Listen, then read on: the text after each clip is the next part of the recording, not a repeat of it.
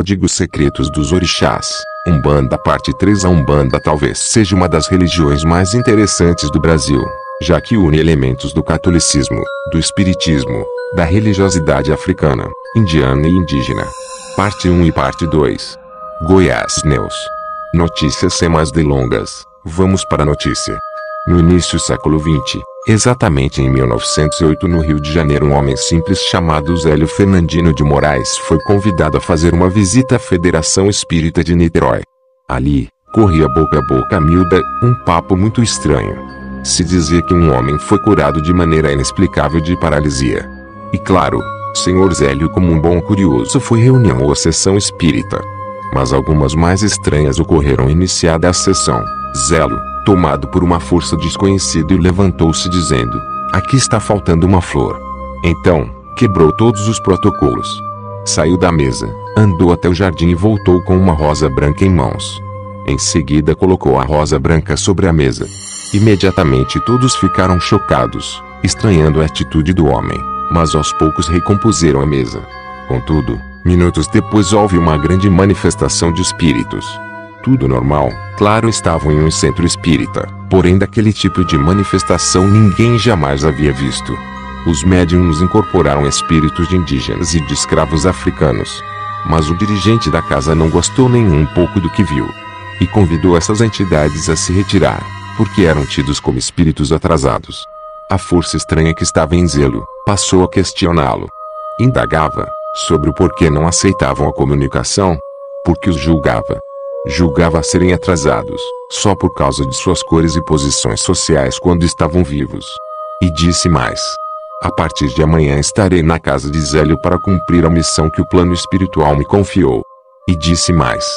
Disse que não haveria caminhos fechados para ele. E no fim deu o seu nome. No dia seguinte, a casa de Zélio recebeu várias pessoas. Membros da Federação Espírita, parentes, amigos e muitos desconhecidos. Foi quando às 20 horas o caboclo das 7 encruzilhadas se manifestou e declarou o início de uma religião. Uma religião onde os espíritos de índios e de negros escravos poderiam trabalhar ajudando seus irmãos encarnados, independente da sua cor ou posição social. Desse modo, fundaram a tenda espírita Nossa Senhora da Piedade, dando início a uma das religiões mais populares do Brasil, a Umbanda. Diferenças muitas vezes confundida com o Candomblé e a Quimbanda, a Umbanda possui várias vertentes, princípios, ensinamentos e rituais bem diferentes. Os orixás são chamados de guias ou entidades.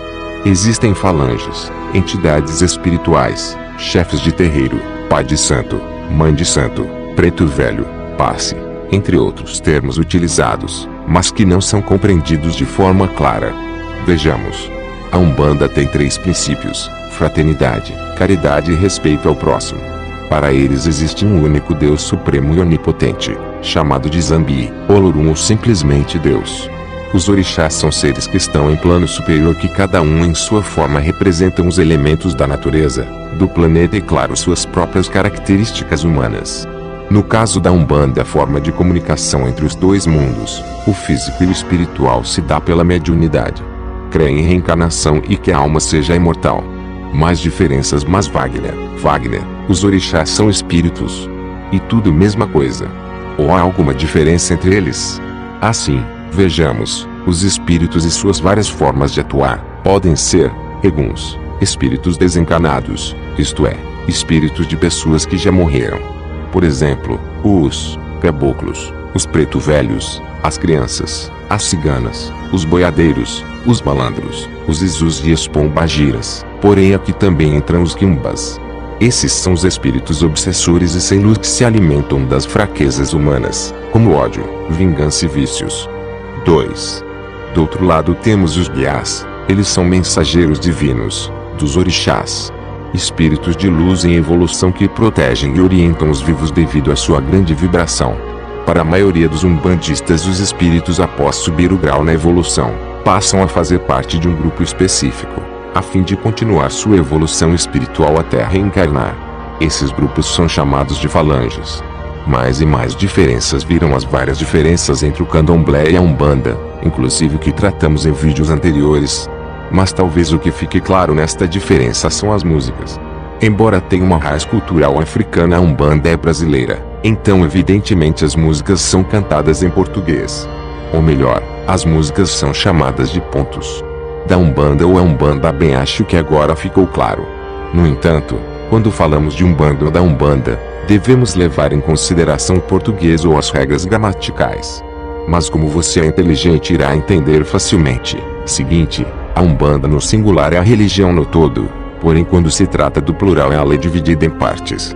Isso porque existem fundamentos da Umbanda branca, da tradicional, esotérica, popular, mista, trançada, africanista, homolocô, iniciática, e por aí vai. Por essa razão, não podemos falar que exista a verdadeira Umbanda, ou Umbanda pura, porque dentro ela nasce com os sincretismos e com isso cultos e ritos anteriores.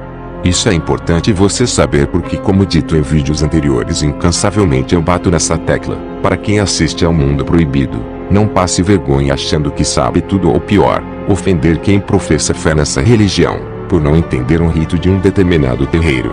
Isso por uma razão muito simples. Se trata de uma religião que envolve vários aspectos, outras religiões, doutrinas, filosofias, costumes e tradições. Mas vejamos em poucas palavras essa grande relação da Umbanda, com o Candomblé e com o catolicismo. Alguns fundamentos são a música, usada no Candomblé e no catolicismo, os símbolos, Igreja Católica é repleta de símbolos, a cruz, água benta, a hóstia e tantos outros. Já no Candomblé, a Umbanda usa de símbolos riscados no chão.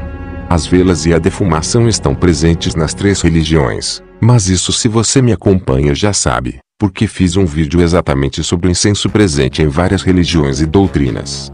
Já o fumo e as bebidas são usados na Umbanda e em algumas casas do Candomblé. No catolicismo não. A única bebida é o vinho, representando o sangue de Cristo. Por fim, o banho de ervas e as oferendas na natureza são exclusivas das duas religiões afro. Espiritismo de Kardec. Mas Wagner e o Espiritismo de Kardec? Claro, não pode faltar. Está diretamente relacionado à Umbanda, mas possui semelhanças e grandes diferenças. Vejamos apenas algumas. Ambas são espiritualistas, as duas acreditam em Deus, nas duas ocorrem fenômenos mediúnicos, ambas aceitam reencarnação, as duas praticam a caridade. As diferenças temos: o espiritismo não admite o uso de imagens, já na Umbanda tem imagens e altares. Espiritismo é regido pela doutrina de Allan Kardec, a Umbanda, como vimos, é bem diferente. Espiritismo não tem sinais cabalísticos, nem símbolos, a Umbanda tem sinais como os pontos riscados. O preconceito, viram que interessante, quando cruzamos as informações e temos um olhar mais apurado, um olhar mais cultural, mais inteligente sobre a religião. Isso fica muito claro que, embora eu ou você não professemos fé nesta religião, talvez a sua religião esteja dentro do Umbanda. E caso você decida atacar, ela estaria atacando a sua própria religião. E como você é inteligente, sabe que isso, além de ser um crime previsto na Constituição, é claro que é uma das poucas coisas que dão cadeia no Brasil. No entanto, existe algo mais importante.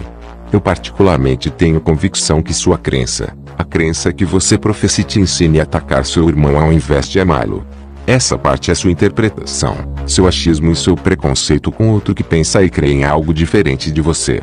Inscreva-se no canal para receber nossos vídeos. Deixe seu like, compartilhe com amigos, ative as notificações. Até a próxima.